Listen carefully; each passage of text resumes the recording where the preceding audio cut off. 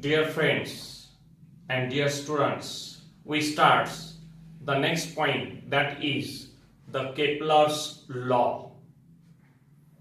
In previous we studied about the circular motion and the centripetal force. Next point, that is the Kepler's law.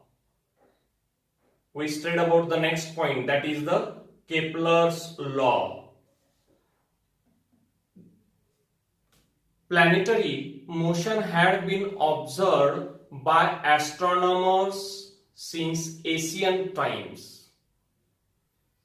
Before Galileo, all observations of the planets' position were made with the naked eyes. By the 16th century, a lot of data were available about the planetary position and motion. That data is totally studied, that is available. That data is studied by the scientist. That's name is Johannes Kepler. He studied that data and noticed about the motion of the planets. They follow a certain rule. It means they follow the certain rule and certain laws. He stated three laws describing the planetary motion. It means he also stated the three laws that are related to the planetary motion of the planets. These are shown below. First, we studied about the one concept, that is the ellipse. What is meant by ellipse? For that concept to understand, we take a one cone-shaped that object. That one is the cone-shaped object. Do you know, in mathematics we studied that is the cone. मराठीत याला आपण शंकू असं म्हणतो. हा शंकू हा जर आपण एखाद्या प्लेन म्हणजेच या पद्धतीने जर सरळ स्वरूपात जर कट केला, तर याच्यापासून तयार होणारा भाग हा आकृतीत दर्शवल्याप्रमाणे म्हणजेच वर्तुळाकार असेल. पण हाच कोन जर आपण इन्क्लाइन्ड प्लेन, इन्क्लाइन्ड मीन्स तिरकस, तिरप्या स्वरूपात जर आपण कट केला, उदाहरणार्थ हाच कोन आपण या पद्धतीने म्हणजेच इन्क्लाइन्ड या पद्धतीने जर आपण हा कोन कट केला,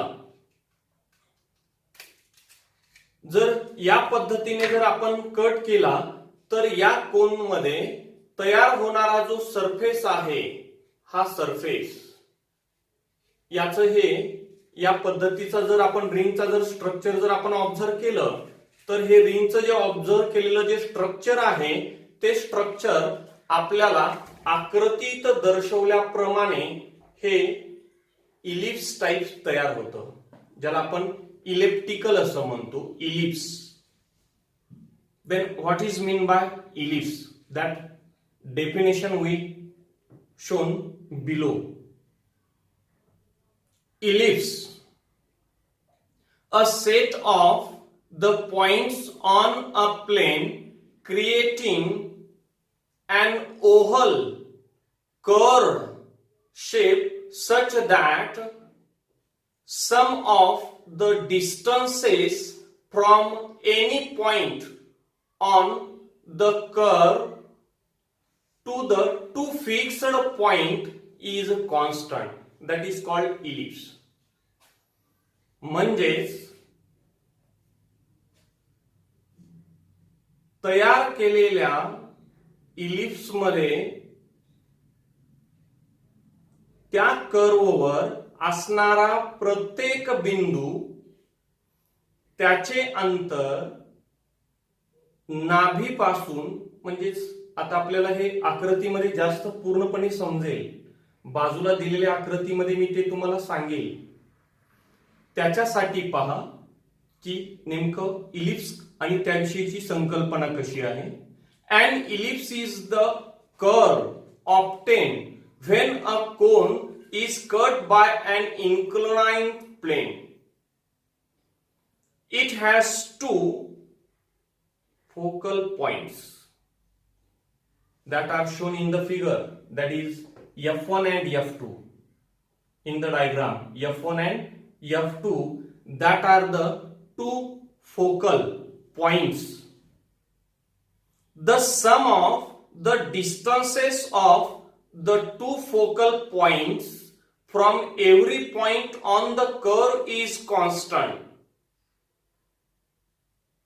Once again, the sum of the distances to the two focal point from every point on the curve is constant. म्हणजेच दोन नाभी बिंदू पासूनच्या वृत्तावरील कोणत्याही बिंदूच्या अंतरांची बेरीज एक समान असते. बेरीज एक समान असते. F1 and F2, these are the two focal points that are shown in the diagram. F1 and F2. If on the figure A, B and C, these points are shown on the figure. These 3 points are on the ellipse. A, B and C. These 3 points are on the ellipse. Then we also see here the one mathematical statement. That one is the AF1 plus AF2 is equal to BF1 plus BF2 is equal to CF1 plus CF2.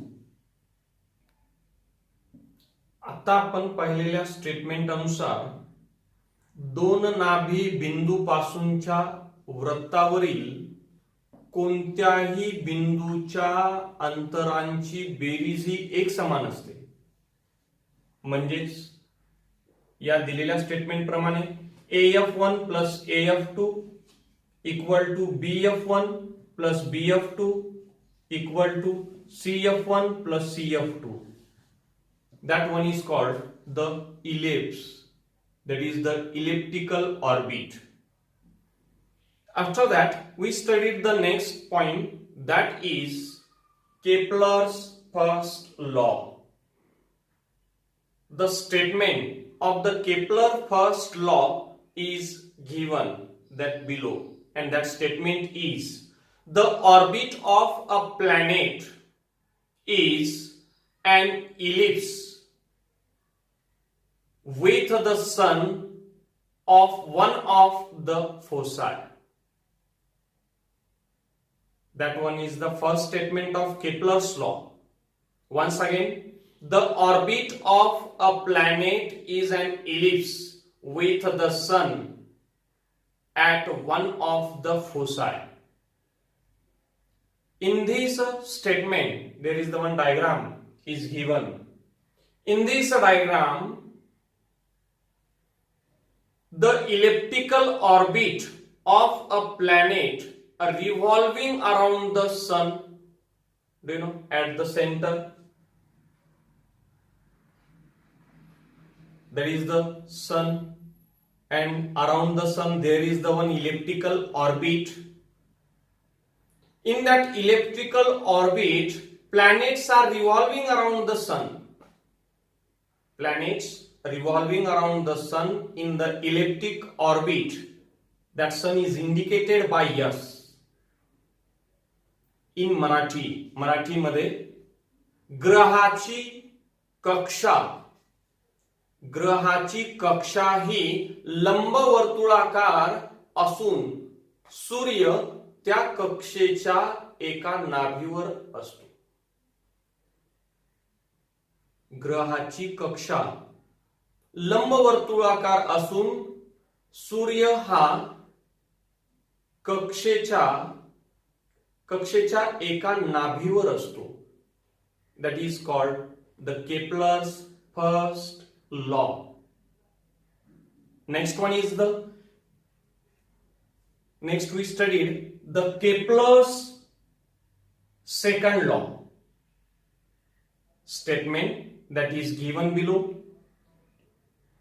The line joining the planet and the sun sweeps equal areas in equal interval of time. That one is the statement. The line joining the planet and the sun sweeps equal areas in equal time interval. That is interval of time. In the given figure, AB and CD are the distances covered by the planet in equal time interval. That is, after equal time interval, the position of the planet starting from A to C, that one is the given in the diagram, are shown by B and D respectively. Means the position of the planet starting from A and C are shown by B and D respectively. That is the straight line AS and CS. AS and CS sweep equal areas in equal interval of time. That is ASB, area of ASB and area of CSD, both are equal.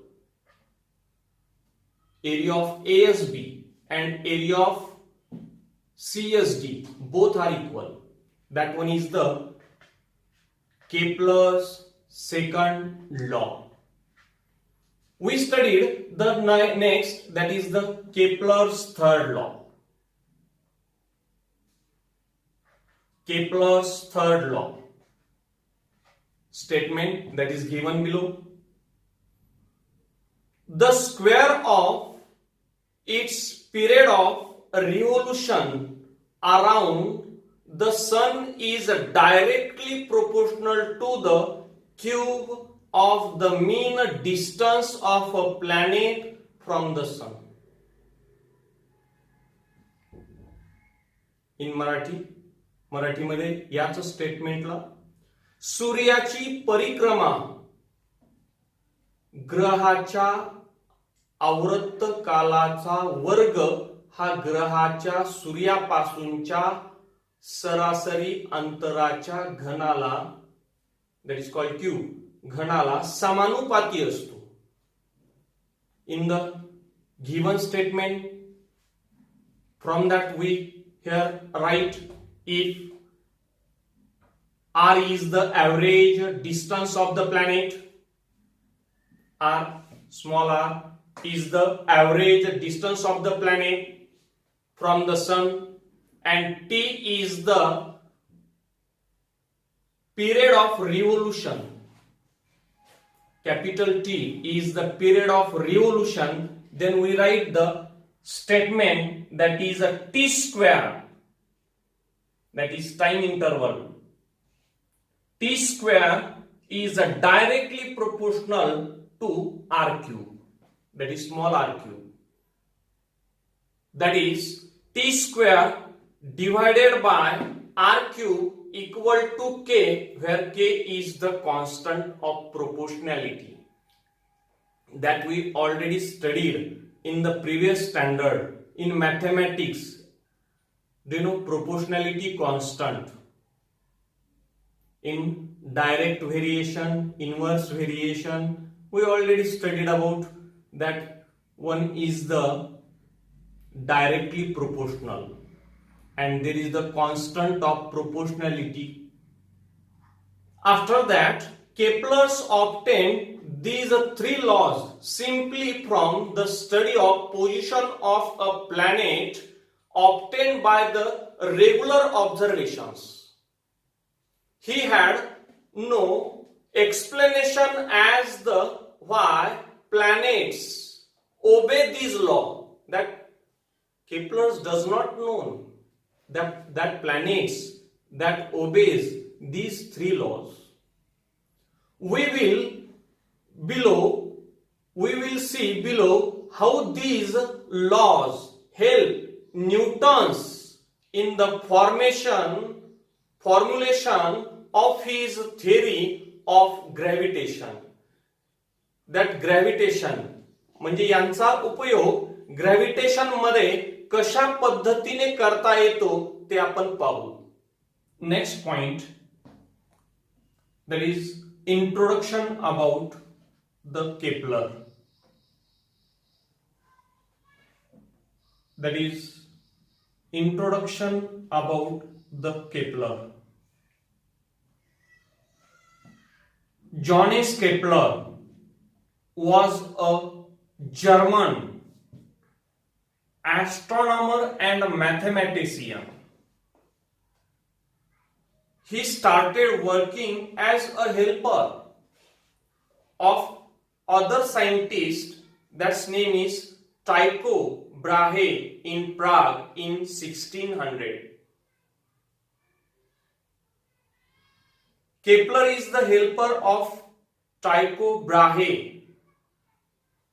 After the sudden death of Brahe in 1601, that death of Brahe, Kepler was appointed as the royal mathematician in his place. Kepler used the observation of planetary position made by Brahe to discover the laws of planetary motion.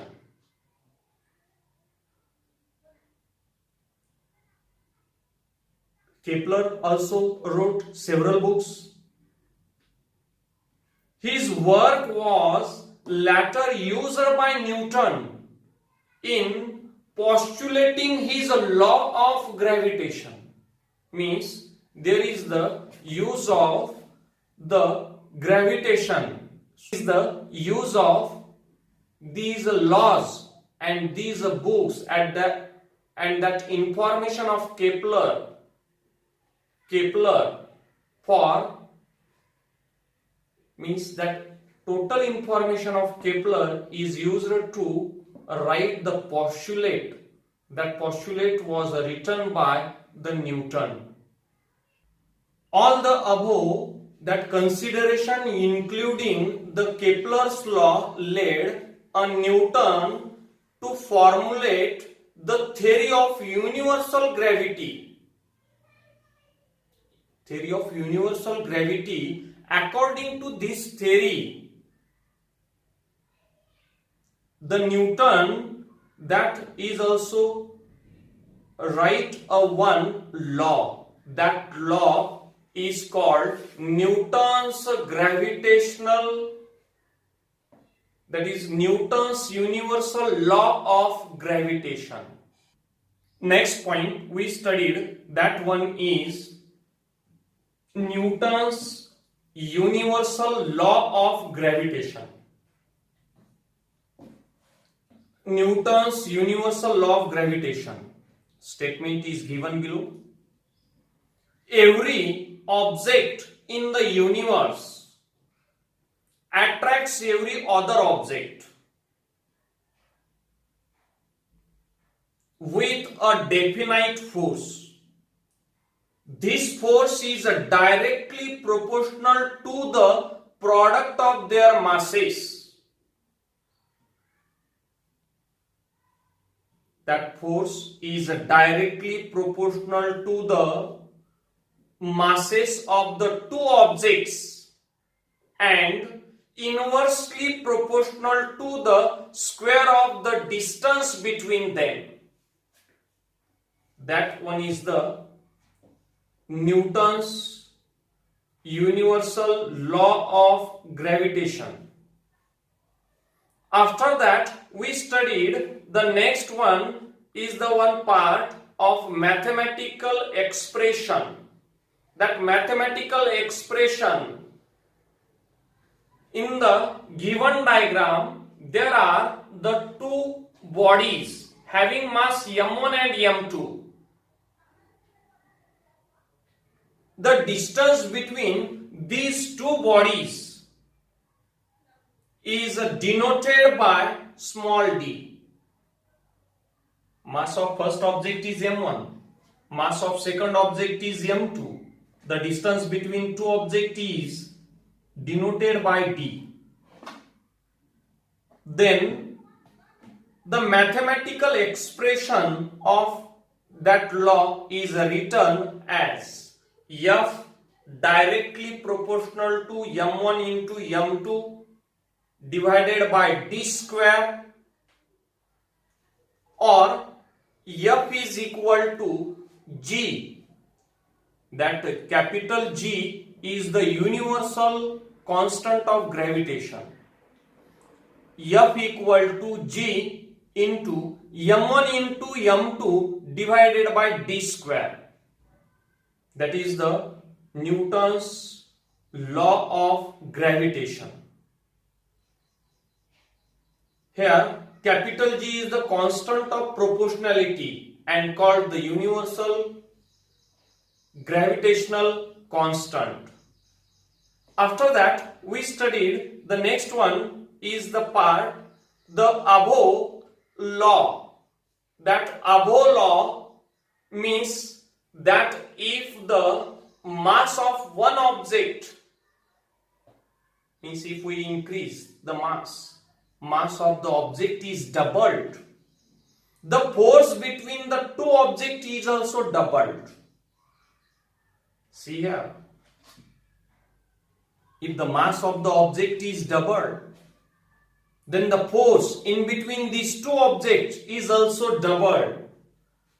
Also, if the distance between the two objects is doubled, it means if we increase the distance in between the two objects, that is m1 and m2, if we increase the distance, the force between these two objects decreases by a factor of 4.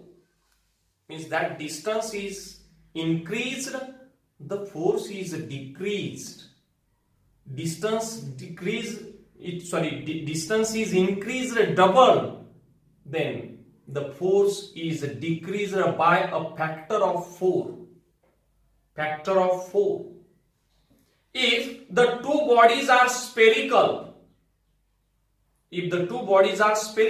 that are shown in the given diagram, if the two bodies are spherical, the direction of the force is always along the line joining the center of the two bodies.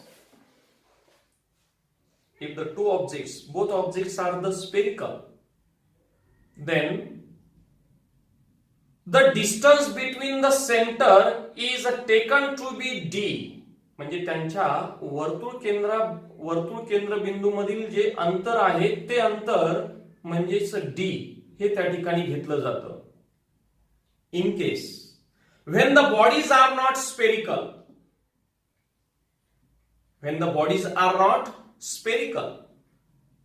or have irregular shape, then the direction of the force is along the line joining their centers of mass, and d is taken to be the distance between the centers of mass.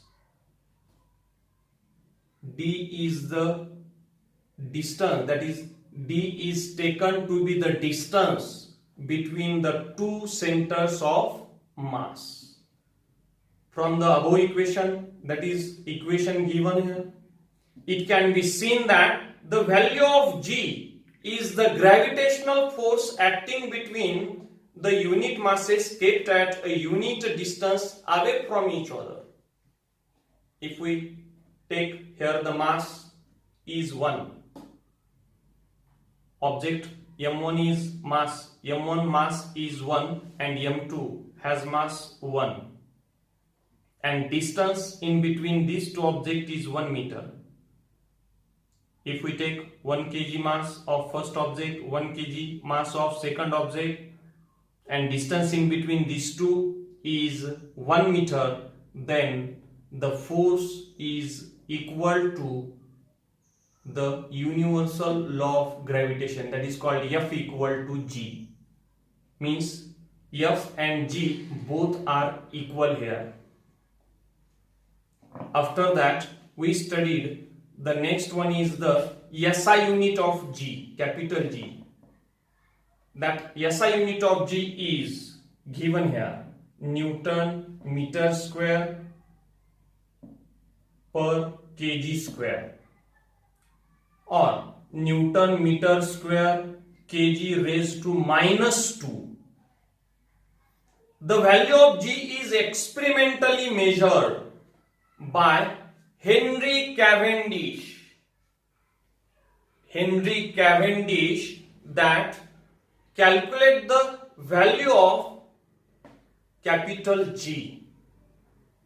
In SI unit, its value is 6.673 into 10 raised to -11 Newton meter square kg raised to -2. That is the value of